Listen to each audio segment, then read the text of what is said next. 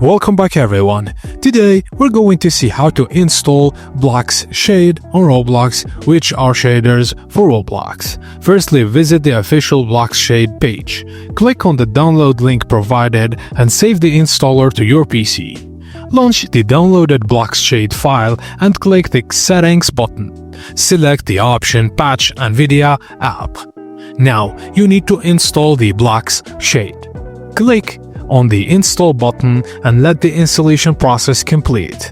After the install, you'll be prompted to choose different shaders presets. Select as many as you want, then click Next to continue.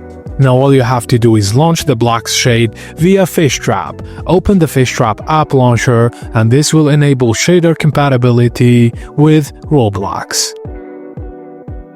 To enable it, while in-game, press Alt+Z to open NVIDIA Overlay. Navigate to the Game filter and choose your preferred shader preset like Vibrance, Bloom, etc. To remove the shaders, select None in the same menu, and you've successfully installed BloxShade and added visual enhancements to Roblox. Thank you guys for watching, and please don't forget to like and subscribe for more.